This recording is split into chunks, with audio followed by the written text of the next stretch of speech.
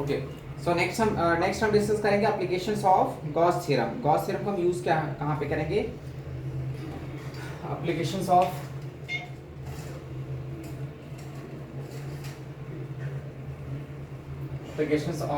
Gauss theorem.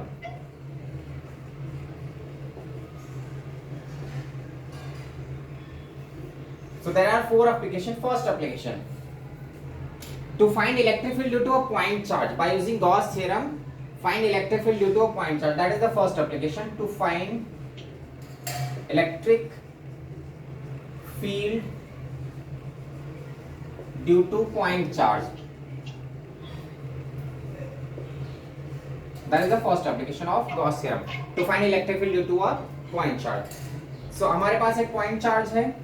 Suppose here is the point charge Q, and I have to find at a distance r from this point charge, at this point P, I have to find the field. That is what the first application. To find electric field due to a point charge.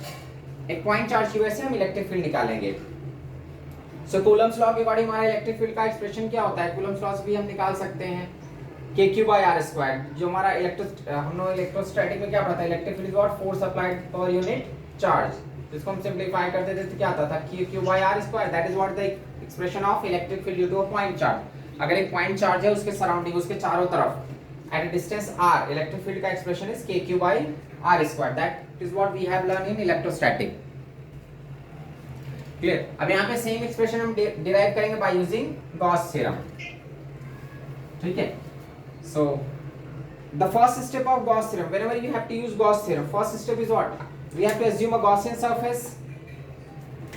पहला एक Gaussian surface assume करो जो उस charge को पूरा cover कर ले, so that we can get the total flux. ये हमारा चार्ज कवर हो गया. The Gaussian surface is passing through that point P. That is the first step जो apply Gauss theorem. पहला step हमारा क्या है? Assume a Gaussian surface. ये हमारा एक imaginary Gaussian surface है. Imaginary Gaussian surface. So I have assumed an imaginary Gaussian surface. हम फ्री हैं assume करने के लिए. assume ही करना है तो कैसा भी शेप, cylindrical, spherical, हम कुछ भी assume कर सकते हैं. बट हम ऐसा surface assume करते हैं so that easily we can get the total flux. ठीक है? यहाँ पे हमारा Q चार्ज था, मैंने एक Gaussian surface, spherical Gaussian surface assume किया. Now find, take a small segment here. यहाँ पे एक छोटा सा एरिया ले लो. ds. Now according to Gauss theorem, the total flux, according to Gauss theorem is what? Total flux passing through a closed Gaussian surface. Total flux passing through a closed Gaussian surface is equal to total charge divided by epsilon naught. That is what the statement of Gauss theorem is. If it is a closed Gaussian surface, ये जो हमारा एक पूरा का पूरा closed Gaussian surface है, उससे जो total flux निकलेगा चारों तरफ, the total flux is equal to total charge enclosed. उस Gaussian surface में कितना charge enclosed है डिवाइड by epsilon naught. अगर अंदर चार्ज है तो ये फ्लक्स जनरेट करेगा, अगर अंदर चार्ज नहीं है तो इस Gaussian surface का नेट फ्लक्स जीरो रहता है. ठीक है? तो यहाँ पे जो टोटल चार्ज है, तो total charge enclosed within this Gaussian surface is what? Q. तो total flux is equal to Q by epsilon naught. And the total flux का expression is what? Integration of E dot ds is equal to Q by epsilon naught. Electric flux का expression is what? Integration of E dot ds, where ds is what? Area of small segment. यहाँ पे मैंने जो small segment लिया हुआ है, the area of that small segment is what? ds. So integration of E dot ds is equal to total charge enclosed within that Gaussian surface divided by epsilon naught. अब हमको find क्या करना है? Application क्या है? To find the electric field, मतलब electric field चाहिए अपने को. तो ds को इंटीग्रेट करो, इलेक्ट्रिक फील्ड को बाहर करो. E integration of ds is equal to Q by epsilon naught. Clear? हाँ, यहाँ पे देखो डॉट प्रोडक्ट है, dot product of electric field and ds. ये एरिया और फील्ड का डॉट प्रोडक्ट है. तो जो इसकी इलेक्ट्रिक लाइंस होती हैं, डॉट प्रोडक्ट में क्या होता है? E ds cos theta. मतलब you have to find the angle between field and ds. जरा देखो ना, इसकी लाइंस ऐसे निकलती हैं. तो यहाँ पे अगर मैं एक छोटा सा एरिया लेता हूँ तो उसका फेस जिधर है उधर इलेक्ट्रिक फील्ड भी है eight each and every point. यहाँ पे इसका फेस ऐसे है and electric lines are also in the same direction.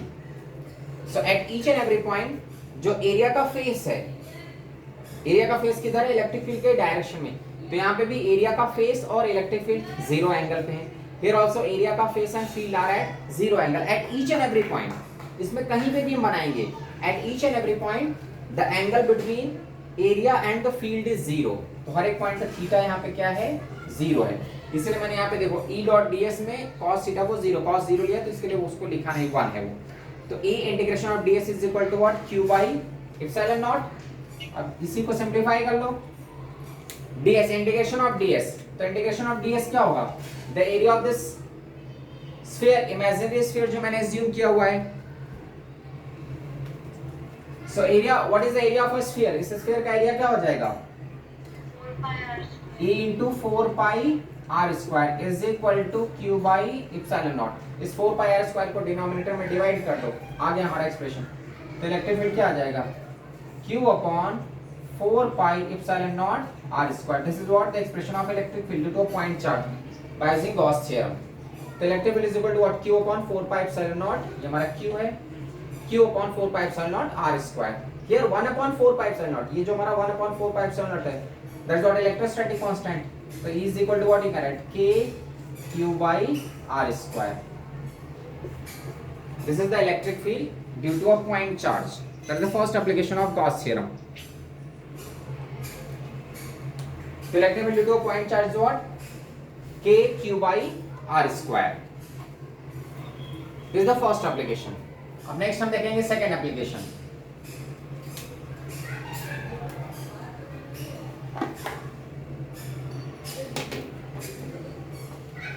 चलो second application, to find electric field due to a charged wire, to find electric field due to infinite long charged wire. हमारे पास एक infinite length का charged wire है, so I have to find the field due to that infinite length of a charged wire। That is the second application। So हमारे पास एक wire है, there is a wire of infinite length। Suppose this wire is either positively charged or negatively charged। कोई भी charge हम ले सकते हैं, इसमें पॉजिटिव चार्ज और नेगेटिव। एक काम करो, इसको मैं बोर्ड कर रब करता हूँ, फिर मैं करता हूँ, इसमें छोटा है देखने का। तो यहाँ पे जो हमारा पॉइंट चार्ज का है, the electric field due to point charge which we are getting, E is equal to what we are getting, k q by r square। This field, this electric field is what, inversely proportional to r square। हम point charge से जैसे दूर जाएंगे, field intensity, because ये lines ऐसे generate होंगी ना, from the point charge electric lines are what, radially in outward direction or in inward direction, because these lines are generated by a point charge। So electric field is inversely proportional to r square। Charge, point charge से हम दूर जाएंगे तो electric field intensity decrease करेगा। Clear, this is what the first application. Second हम फिर से इसको रब करके मैं चार्ज वाट का करता हूँ।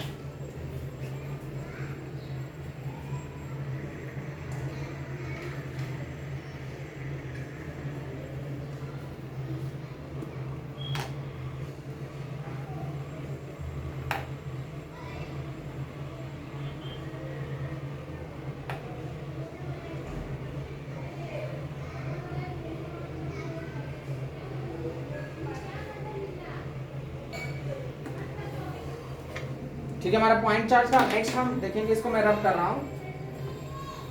Then second, electric field to infinite long charged wire.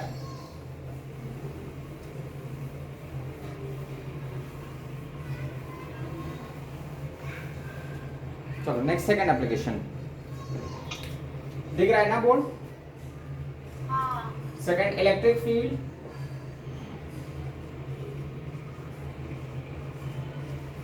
due to infinite long charged wire।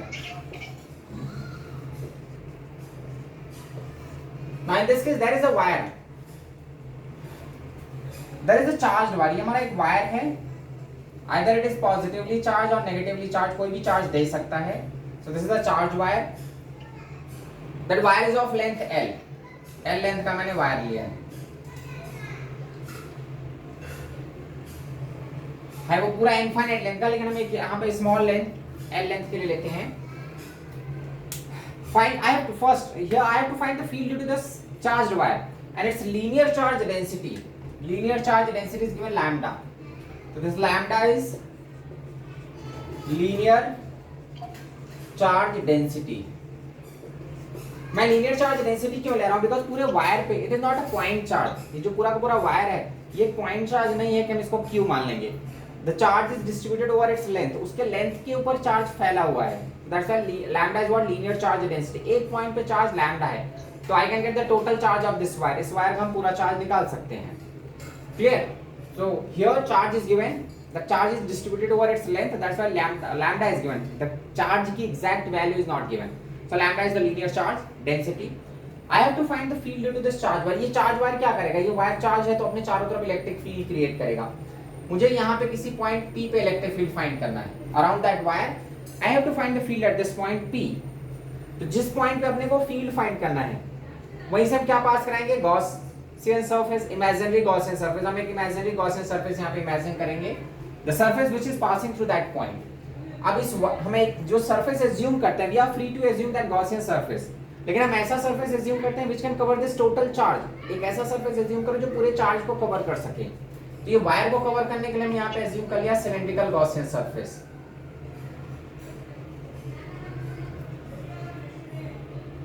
I have assumed a cylindrical Gaussian surface। ठीक है, and the separation of this point P from the wire is R। मतलब उस wire से R distance पे वो point P है, तो मैंने एक cylindrical Gaussian, why I have assumed a cylindrical Gaussian surface so that this wire is covered। ये पूरा पूरा वायर कवर्ड है इस सिलेंड्रिकल गॉसियन सरफेस। हम पॉइंट चार्ज के लिए हमने एक स्फेरिकल गॉसियन सरफेस दिया था, वायर को कवर करने के लिए मैंने सिलेंड्रिकल गॉसियन सरफेस एज्यूम किया। Again take a small part here, small area here ds। यहाँ पे भी लाइंस जो हैं वो एरिया के साइड में, जैसे यहाँ पे है, अगर मैं छोटा सा सेगमेंट लूंगा तो इलेक्ट्रिक लाइंस जनरेट करेगा ये wire like this, and area is also in the same direction. तो एरिया और इलेक्ट्रिक फील्ड दोनों सेम डायरेक्शन में, तो angle between area and electric field is 0 degree. Here also it is 0, so theta 0 है हमारा, theta is what 0 eight each and every point. Wire के चारों तरफ इलेक्ट्रिक लाइंस इस टाइप से जाएंगी, तो जो हमारा सिलेंडर का सरफेस है वो भी वैसा है ना। This black marker is what a charged wire, तो अराउंड दिस चार्ज वायर ये ब्लू मार्कर क्या शो कर रहा है? इलेक्ट्रिक लाइंस का डायरेक्शन। सो इलेक्ट्रिक लाइंस वैसे ही है जैसा हमारा सरफेस है। अगर हमने कर्व सरफेस लिया है तो at each and every point जो लाइंस है electric lines are in the direction, या इलेक्ट्रिक लाइंस जो है उसी डायरेक्शन में जिस डायरेक्शन में उस कर्व सरफेस का फेस है। जैसे जैसे इस सिलेंडर का फेस बदलेगा इलेक्ट्रिक फील्ड का डायरेक्शन, जैसे यहाँ पे तो इलेक्ट्रिक लाइंस ऐसे, जैसे जैसे फेस बदलेगा उसका इलेक्ट्रिक लाइंस का डायरेक्शन भी चेंज होगा। So at each and every point angle between electric field and area is 0 degree, and here lambda is what? Linear charge density। Now I can apply that Gauss theorem। So according to Gauss theorem is what? Integration of E dot ds is equal to total charge enclosed within that Gaussian surface divided by epsilon naught। Angle 0 है इसलिए cos 0 नहीं लिख रहा हूं मैं, तो यहाँ पे फिर क्या होगा? E integration of ds is equal to the total charge, the total charge of this wire which is enclosed within this Gaussian surface। इस Gaussian surface, इस cylindrical Gaussian surface के अंदर total charge कितना है? तो on this wire charge at a point, एक point पे charge lambda है, तो total length में charge कितना हो जाएगा? lambda into L, because lambda is what? Linear charge density। So charge at a point is what? Lambda। So the total charge of this wire is what? Lambda into L divided by epsilon naught। So the total charge of the wire, ये पूरा Gaussian surface के अंदर जो total wire का charge है that is what? Lambda into L divide by epsilon not. ds is what? The area of this Gaussian surface. तो cylinder का surface area क्या होगा? एक पॉइंट पे मैंने छोटा सा एरिया लिया ds, तो टोटल कर्व पार्ट का एरिया जिधर से लाइंस जा रही है, ये लाइन देखो किधर से जा रही है? कर्व पार्ट से जा रही है केवल, इधर कोई फ्लक्स नहीं जा रहा है, इधर भी कोई फ्लक्स नहीं, फ्लक्स केवल इधर जा रहा है ऐसे। So I have to take the area of that curve part। तो सिलेंडर का जो कर्व पार्ट का area that I have to take. So what is the area of the curve part? 2 pi r into L, the surface area of a cylinder। So E into 2 pi r L, where L is the length of that wire, the length of the cylinder, is equal to lambda L divided by epsilon। From both the side L is cancelled, so E का expression we are going to get lambda upon 2 pi epsilon naught r। This is what the electric field due to a charged wire, and the charge of this wire is what? Linear charge density of the wire is given, that is lambda। तो electric field is what? Lambda upon 2 pi epsilon naught r। Here also electric field को अगर हम r से compare करते हैं तो electric field क्या है? Inversely proportional to r।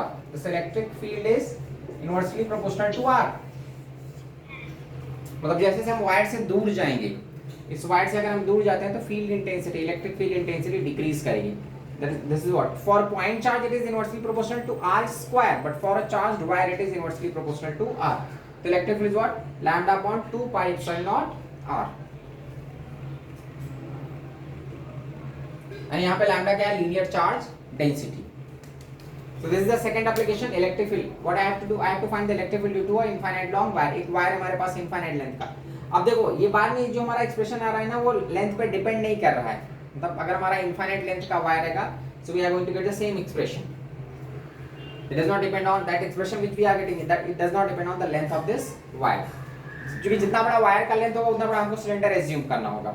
If that wire is of infinite length, हमारा गॉसियन सरफेस का जो सिलेंडर होगा, तो जो सिलेंड्रिकल गॉसियन सरफेस हम एज्यूम करेंगे वो भी इनफाइनाइट लेंथ का. यहाँ पे मैंने सिलेंड्रिकल गॉसियन सरफेस, ये वायर इनफाइनाइट लेंथ का है, लेकिन हमने जो सिलेंडर एज्यूम किया, समझो ऐसा कि वायर आगे गया हुआ है, ठीक है, लेकिन हमने जो सिलेंडर एज्यूम किया that cylinder is of length L, तो हम केवल वो L जो हमारा ये गॉसियन सिलेंडर है, सिलेंड्रिकल गॉसियन सरफेस है, वो केवल L लेंथ ऑफ वायर को कैप्चर कर रहा है, तो बस उतने का ही हम चार्ज लेंगे. I have to take the charge which is covered in this cylinder. ऐसा मत सोचना कि हेडिंग में तो मैंने electric field to infinite long wire लिया और यहाँ पे लेंथ L दे रहा हूँ मैं, तो इसमें कंफ्यूज हो जाओगे कि लगेगा अरे L लेंथ लिया.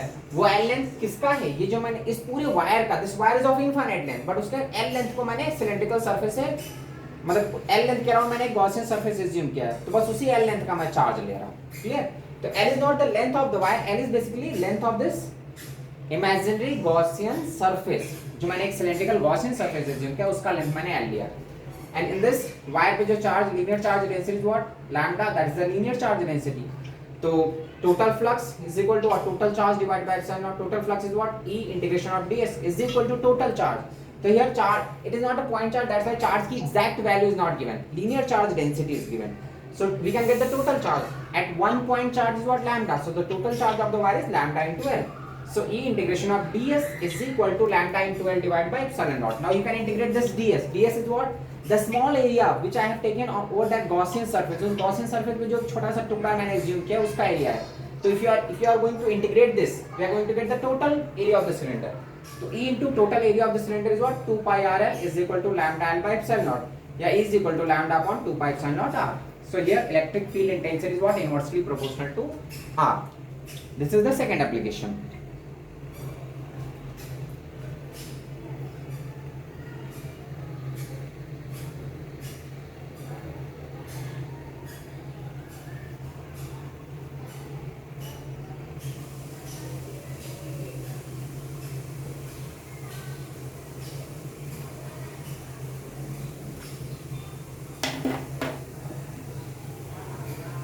चलो अब नेक्स्ट हम थर्ड एप्लीकेशन पे जाएंगे.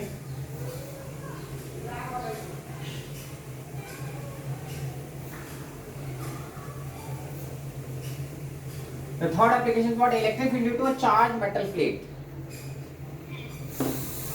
पहले हमने पॉइंट चार्ज के लिए निकाला, फिर वायर के लिए, फिर हम मेटल प्लेट के लिए. तो third application is electric field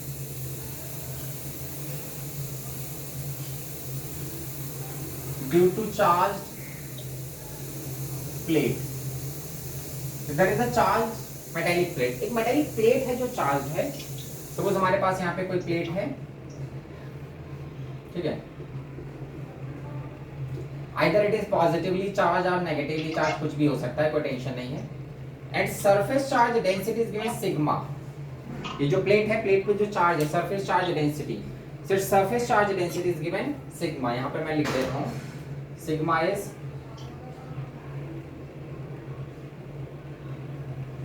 surface charge density.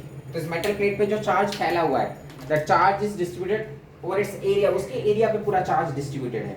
तो sigma is the surface charge density, मतलब per unit area what charge is distributed. इस प्लेट के पर यूनिट एरिया पे चार्ज कितना है? Sigma. Now again I have to find the field due to this charge metal plate. अब charge metal plate का field निकालने के लिए हमको फिर से क्या करना होगा? एक गॉसियन सरफेस एज्यूम करना होगा. तो इस मेटल प्लेट को कवर करने के लिए या तो हम एक क्यूबिकल गॉसियन सरफेस एज्यूम कर सकते हैं, either we can assume a cubical Gaussian surface या फिर एक cylindrical Gaussian surface. That is what we can do. तो अगर जब सपोज करो मैं एक क्यूबिकल गॉसियन सरफेस एज्यूम करता हूं ऐसा,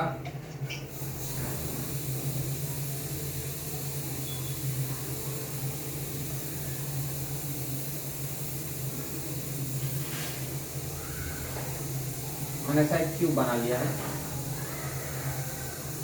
this is the cubical Gaussian surface, ठीक है, ये हमारा मेटेलिक प्लेट है वो, मतलब इस क्यूब का फेस एरिया उतना ही है जितना इस मेटल प्लेट का एरिया है, क्लियर। अब देखो इस मेटल प्लेट से जो लाइंस निकलेंगी, इलेक्ट्रिक लाइंस, वो इधर से जाएंगी, ऐसे पास करेंगी, ये फेस से जाएंगी इन आउटवर्ड डायरेक्शन, इससे कोई फ्लक्स नहीं जाएगा, इससे भी कोई फ्लक्स पास नहीं करेगा, ये जो अपर फेस है और लोअर फेस से कोई फ्लक्स नहीं जाने वाला है, ये जो एक्स एक्सिस की तरफ या राइट साइड में फेस है उससे फ्लक्स पास करेगा, इधर भी फ्लक्स जाएगा, क्लियर। अब देखो अगर इस क्यूब प्लेट का एरिया ए है तो इधर भी फेस का एरिया ए रहेगा, इधर का भी एरिया ए ही रहेगा, the area of this face, ये जो हमारा क्यूबिकल फेस है उसका एरिया उतना ही रहेगा जितना मेटल प्लेट का एरिया, बिकॉज हमने मेटल प्लेट को कवर करने के लिए ही एक क्यूब एज्यूम किया हुआ है, तो जितना प्लेट का एरिया वही इसके फेस का एरिया होगा, क्लियर। अब क्या करेंगे, I have to find the field here, तो take a small part here ds, एक छोटा सा सेगमेंट ds ले लो, देन अप्लाई गॉस थ्योरम, यहाँ पे भी एंगल देखो, ds का डायरेक्शन, इलेक्ट्रिक लाइंस का डायरेक्शन और ds का डायरेक्शन सेम है, तो थीटा हियर, यहाँ पे भी एंगल कितना है, 0, ये जो प्लेट है, प्लेट से जो इलेक्ट्रिक लाइंस निकल रही है, तो जिधर उसका फेस है उधर इलेक्ट्रिक लाइंस है, so angle between electric field and its area is what, 0, so here also theta is 0। अब हम फिर से अप्लाई करेंगे Gauss theorem, so according to Gauss theorem, total flux passing through a closed Gaussian surface is equal to total charge enclosed within that Gaussian surface divided by epsilon naught। total flux क्या होगा, integration of E dot ds is equal to q by epsilon naught, q is the total charge, तो sigma is what, surface charge density, sigma हमारा क्या है, sigma is total charge upon total area, that is what the surface charge density is, because the charge is distributed over its area, so sigma is what, total charge upon area, तो I can get the total charge, यहाँ से total charge क्या हो जाएगा, sigma into a, clear, that is what the total charge over this plate, इस plate पे total charge कितना है, sigma into a। अब इसी को इसमें सब्स्टिट्यूट कर दो और इंटीग्रेट करो।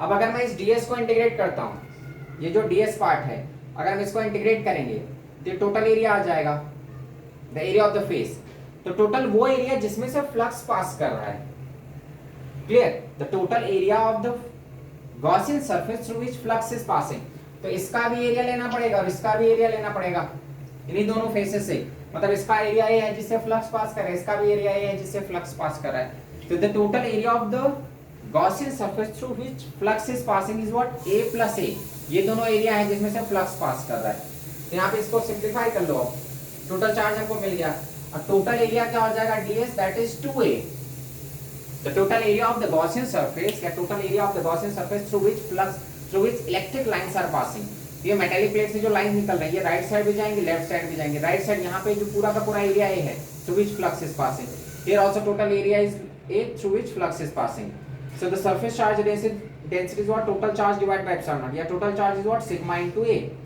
अब टोटल एरिया, इसका जो टोटल एरिया होगा, total area of this face, ये साइड का और ये साइड का, तो इसका एरिया उतना ही जितना इस प्लेट का एरिया है, ये साइड का एरिया है और इधर का भी एरिया है, तो total area of the Gaussian surface through which lines, electric lines या through which flux is passing, इसमें से कोई इधर कोई फ्लक्स नहीं जा रहा है, इधर भी कोई फ्लक्स नहीं, फ्लक्स किधर जा रहा है, राइट साइड और लेफ्ट साइड, तो इधर टोटल एरिया ए है, ये साइड में भी टोटल एरिया ए है, तो integration of ds is what, 2a। अब इसी को सब्स्टिट्यूट कर दो, हमको रिजल्ट आ जाएगा, तुम्हारा क्या हो जाएगा, e integration of ds is equal to sigma a by epsilon not, या e integration of ds, the total area of the Gaussian surface, that is 2a is equal to sigma a by epsilon not, a cancel करो, तो e is equal to क्या हो जाएगा, sigma by e is equal to sigma by 2 epsilon not. This is what the electric field due to a charge metal plate. अब ये जो हमारा electric field आ रहा है, this electric field does not depend on r, यहाँ पे देखो इस एक्सप्रेशन में कहीं r आ ही नहीं रहा है, मतलब इस पॉइंट का सेपरेशन मैटर नहीं करता मेटेलिक प्लेट से, वो पॉइंट कितना क्लोज है या दूर है ये मैटर ही नहीं करता, दिस इलेक्ट्रिक फील्ड का expression does not depend on r, मतलब चाहे वो पॉइंट पास में हो या दूर हो, इलेक्ट्रिक फील्ड इंटेंसिटी सेम रहेगी। क्लियर? देखो इस एक्सप्रेशन में कहीं पे आर नहीं आ रहा है, मतलब we are not getting r in this expression. तो वो पॉइंट का सेपरेशन मैटर नहीं करता कि whether that point is closer to the metallic plate or it is away from that metallic plate, because electric lines, the lines which are generated from this plate, these lines are parallel to each other। ये जो electric lines हैं आपस में parallel हैं, ये ऐसा नहीं कि रेडियली स्प्रेड हो रही है, ये फैल नहीं रही, वो आपस में पैरेलल हैं। So when these electric lines are parallel, it means it is region of uniform electric field. Uniform electric field में क्या होगा, जितना पास में फील्ड होगा उतना दूर में भी। तो this electric field does not depend on r. Clear? तो जो मेटालिक प्लेट का फील्ड होता है, that field is what, sigma by 2 epsilon not, and it does not depend on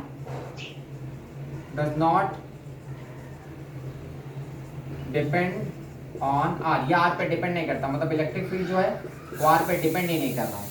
Either that point is closer to the metallic plate or it is away from that metallic plate. In both the cases, field intensity same है। तो electric field intensity was sigma by 2 epsilon naught due to a charged metallic plate।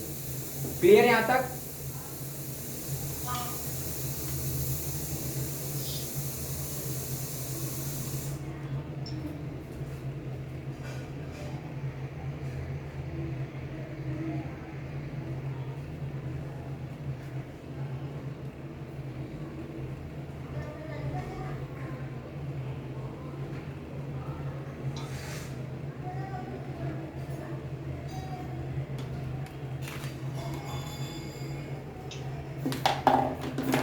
Okay, ये हमारा third application. Next हम देखेंगे fourth application, field due to electric field due to irregular charge surface.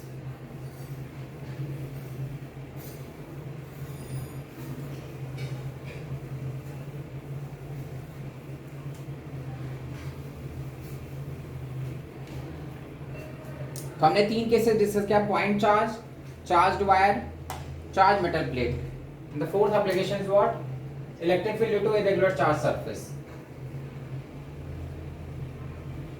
Due to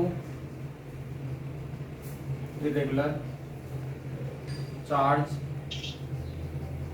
कोई भी अगर irregular type का charge surface है तो next is what, electric field due to irregular charge surface. मान लो अगर ऐसा रैंडम शेप का चार्ज है, यहाँ पे ऐसा plus charge, it can be A sphere also, ऐसा नहीं कि केवल इरेगुलर ही है, कैसा भी रह सकता है। ठीक है, मैंने एक रैंडम spherical surface लिया है which is positively charged or negatively charged, whatever it is, and surface charge density is sigma। here also इसका जो surface charge density that is sigma, मैं यहाँ पे लिख रहा हूँ sigma is surface charge density, sigma is surface charge density of this irregular charge surface। I have to find the field around this charge surface। मान लो यहाँ पे हमको field निकालना है, कोई भी पॉइंट है, तो फिर से क्या करेंगे, एक छोटा सा एरिया लो यहाँ पे ds।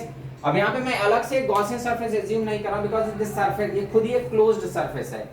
तो ये जो ये हमारा जो इरेगुलर सरफेस है, इसी को गॉसियन सरफेस मान लो, बिकॉज़ ये इरेगुलर वे में है, तो that surface itself is a Gaussian surface. ये जो मैंने डॉटेड लाइन बना दिया, तो here surface itself is a Gaussian surface. जैसा सरफेस है वैसे ही मैंने गॉसियन सरफेस, बिकॉज़ इरेगुलर है, पता नहीं हमको कैसा एग्जैक्टली शेप है, तो जैसा शेप है वैसे ही मैंने Gaussian surface, surface itself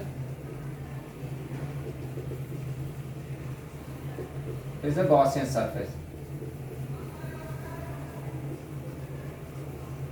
ये जो सरफेस है उसी को मैंने Gaussian surface assume कर लिया। The surface itself is a Gaussian surface। अब हमको टोटल चार्ज फाइंड करना है, तो फिर से वही, अब again sigma is the surface charge density. So total charge क्या होगा, total charge is the total charge dot sigma into the total area, but total area में कितना लूं, यहाँ पे irregular way में है, एरिया की कोई फिक्स्ड वैल्यू तो है ही नहीं, तो हम क्या लिख सकते हैं, sigma into integration of ds, because this charge surface is of irregular shape, ये हमारा irregular shape में है, तो इसका कोई फिक्स्ड शेप है नहीं, तो हम क्या लेते हैं, सिग्मा एक पॉइंट पे चार्ज है, the total area is what, integration of ds, so that is the total charge is sigma into integration of ds। Clear? अब हम इसी को सॉल्व कर लेंगे। तो according to Gauss theorem total flux is equal to what, total charge divide by epsilon not. समझ में आ रहा है ना? तो total flux is equal total charge divide by epsilon not. Total flux integration of E dot d s is equal to total charge divide by epsilon not. अब इसी को सिंप्लीफाई कर लो, ई इंटीग्रेशन ऑफ डी एस, ये तुम्हारा total charge निकाला था, E integration of d s is equal to total charge what, sigma integration of d s divide by epsilon naught. दोनों साइड से क्या होगा, integration of d s cut जाएगा, तो ई की value what we are going to get, sigma by electric field due to this irregular charge surface, electric field around a charged surface is sigma by epsilon naught।